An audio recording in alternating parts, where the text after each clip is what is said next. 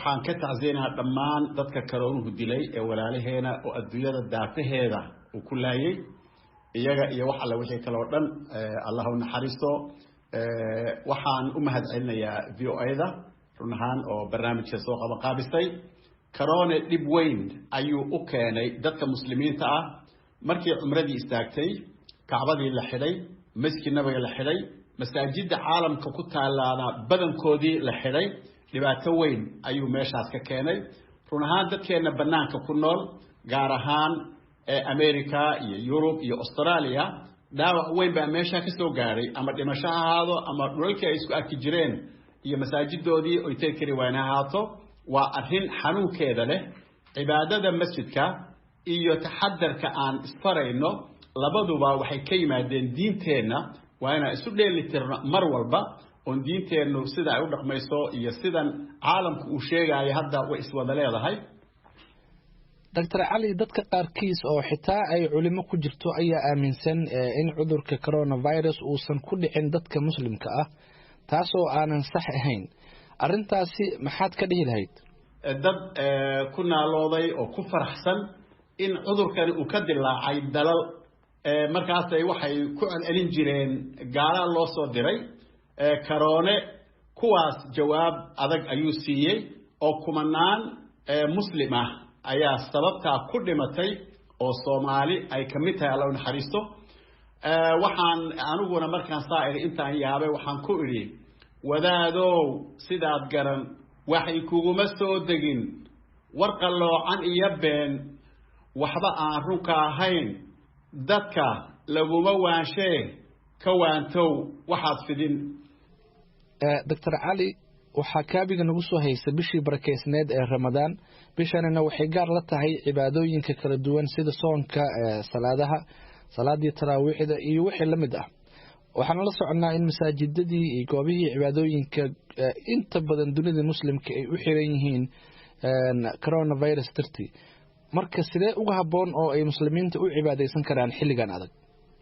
run ahaan kolkii aan fiiriyo fiqigeena iyo tafaasiirta iyo axaadiista iyo culimada oo saxaabadu ugu waaweeyeen markaan fiiriyay waxaa ii soo baxday inaan si loo dhaqano ilaahay horta karoonahan iyo aafada iyo haynaga qaado waxayse ila tahay koow dadka caafimaadka qaba sidii ay u soomin jireen awal hore inay u soomaan laba inta jirro yar ama jirro weyn qabta waa inay afuraan si aan waardiyo uga hayno xanuunkan oo u baahan biyo kulul in la cabo mararka intuu hor leeyahay si loo ilaaliyo ruuxa sanbabkiisa hargabka iyo karoonaha inagu ma kala naqaano xanuun kasta oo ruux kasta ku dhaca oo muslima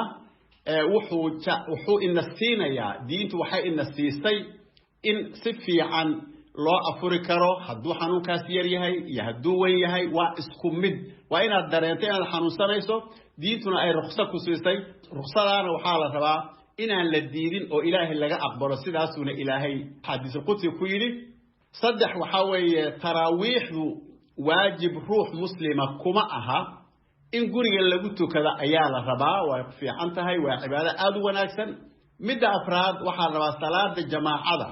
fuqahadeenu si fiican bay uga hadleen jumcada iyo jamaacada way ka wada hadleen waxaa jira marar in la taga aysan suuragal ahayn baa jirta sidii cabsi aad naftaada u baqayso oo kale jirro culus ina ku dhacday oo kale roob iyo baraf iyo dhiiqo iyo wax la mid ah oo kale maantana karoone cabsi ka weyn oo adduunka ka jirta ma laha siduu nabigu yiri ala sallu fi rihali oo fi rihalikum sidaas inaan ku celcelin ayaa maanta la rabaa oo xadiis Bukhari wariya iyo Muslim wariya runaha marka loo yimaado arintaas waxaa la rabaa inaan la yareysanin oo sida saxaabada iyo muslimiintu u dhaqmi jireen iyo nabigu soo faray in loo dhaqmo markuu khatar yimaado ugu dambeyntii maadaama aad aqoon durugsan u leedahay dhanka taariikhda islaamka arintan oo kale ma dhacday hadda ka hor taariikhdeena waxaan oo kale ma soo maray way soo martay runahaan taacuunka loo yaqaan amwaas wuxuu ahaa sanadii 18 Umar ibn Khattab radiyallahu anhu ayaa madax ahaa Sham ayuu yimid waa meesha hadda Suuriya iyo Falastiin iyo Lubnaan iyo dhulka loo yaqaano markaas wuxuu Sham oo taacuunkaas ku dhacay ayuu yimid markaas wuxuu diiday inuu galo isagoo ilaalinaya xadiiskii nabiga calayhi salaatu wasalaam وعذاب لو صدر أمضى هره أو ولسين ولا دول كانوا كله ليهاي مرة ضدك وكل مرة كم دعايو روحي مركب مغلق دول وكل عاي دول كايسن تجين روحي دول كأوجو وكل عنا دول كايسن كبح إنه الجهاد يسن في ذن بقول عليه الصلاة والسلام وحديث مسلم وريه وصحيحة طلبات وفدي أيا يمد أو غير ثقيف غير طائف مركزها وحال سعودي رجل أو جهن أو عذر إلى الجذام وهيو نبي عليه الصلاة والسلام بنانك أيا نكي لو هيي موسى النبي أو إيمان وحول يمد وفدي قاسي أيو النبي بيعت سيناي مركزها وحودنا فرين أو وحول إنا قد بايعناك فرجعوا داي بلنتي والغا أقبلي وانا كسينة النقب ويري وهلن أو شرف له أو صو إسلامي أو رب النبي عليه الصلاة والسلام إنه أركو وقعن تصارو قضب تصدحان حديثة النبي عليه الصلاة والسلام حوله ما دام أيه ثروة أمضة من بعده أنت برجيلة يجا قروح دسن أو عدلا أو إيمان جيلي ولما يجي جرنا يود هاي النبي مركب وحول أو كعدلا لنا مركب أهرسي عدلا جيلية طبعا إلهي بس هو جيلية مركب أهرسي لكن النبي يقول لدر دار ما يوحولي حول الجهن يعني حول عافمات قبل لسود الجنين أو لسوء أكينين هدي اسكميلي ما دانا وحال الربا روح حوله سفيوهين إنه كبورة أميل كلا أذال الربا مركز صحابة إنت ياوين بغي يا رسول الله محاط كودايو وحوري إبا كإيمان يا أيوبي هدي لو يمادو الزمن الذي في تنت الدنباء أي لحظي أو مركي لور بقول أستانو لغا جوغي كل صد سيال بقول يصدم كي مركي ميلاد واحد أيا وحاد عين من قرامة الليلة هذا أيا طبعا قلت أردن فسادي دتيو حج الديار أي صورين مكا أي قبصدين سنة لما حجني المحاجرة عبسي درادة بلو حجواي ومال سكولين يبوا والله عبسنا أيو روحي أركب خطر وجلايو حج في ساس أيو كباغي ماشي لو يقان خراسان وإيران هذا ماشي تاي يا إيران كل كان سنوين دم مركي حجيدي تبوين أي كلام كل من قليها قرامطة أيا حج كلا جوجي ساد دراد حجكم مركز أو في ترى يدعوه ومشكلة أدوين سبب تحاول مانتا WHO يتقاتل تأدون كم حيسكون رأسيهين هل كلا فوقاده أفكا يسان كان هل ضوبته روح كسو الصومالي وحال ربا وحو أفكيسا يسان كيسا كدو بكرا إنو كدو أيال ربا انت أقول جو كرا وجوغو